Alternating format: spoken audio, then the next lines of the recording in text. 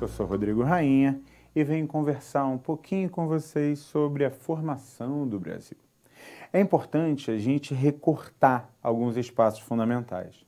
O Brasil tem identidades reconhecidas. Essas identidades reconhecidas são construídas historicamente. Qual é a identidade brasileira que você acha que é mais gritante, é mais clara, é mais forte?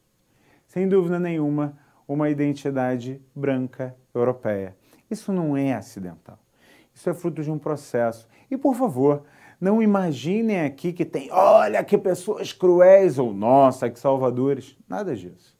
A ideia é perceber as dinâmicas entre colonizadores e colonizados, a dinâmica de dominação que se manifesta a partir daí. Eu vou me concentrar no século XIX. No século XIX, o Brasil tem uma grande mudança. Ele se torna não mais uma colônia, mas a sede do Reino Unido, e mais do que isso, vai fazer uma lenta transição para que a nossa independência, ainda que sejam marcadas por lutas, passe de maneira geral como um processo muito tranquilo, de muita paz. Nossas fronteiras estão razoavelmente definidas, nossa forma de organização está bem marcada.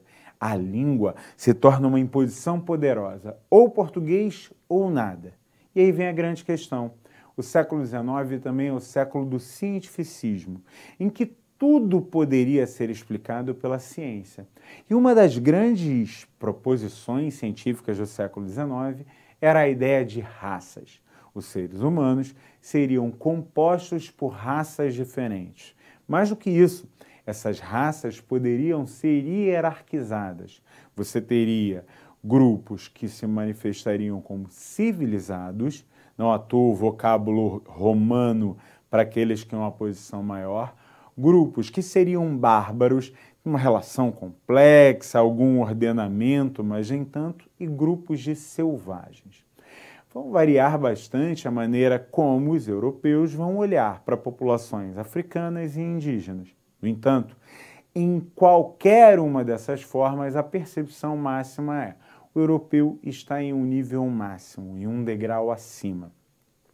Esse modelo acabou gerando muitas movimentações.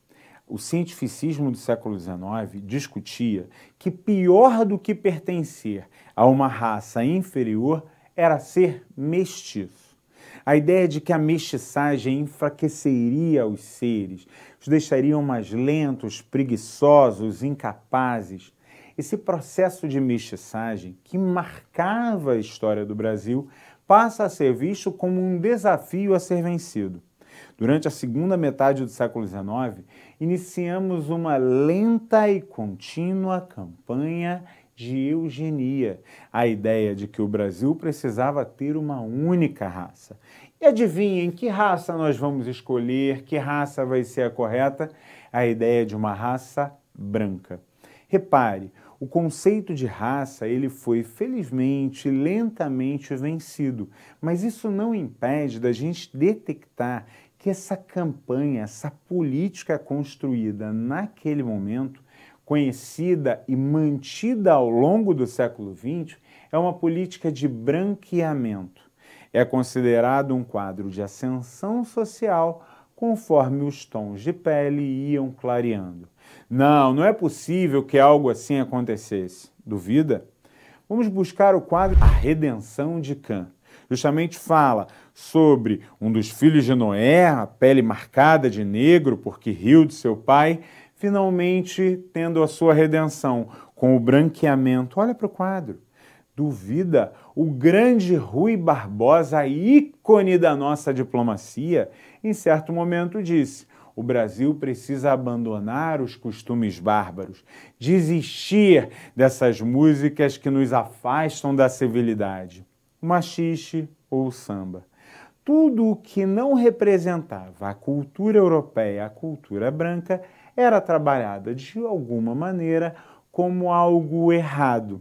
Essa marca, ainda que tenha sido felizmente alterada com o tempo, revista pelas relações de afetividade construídas por Gilberto Freire em Casagrande Senzala, mantiveram fortes marcas na estrutura do pensamento social brasileiro.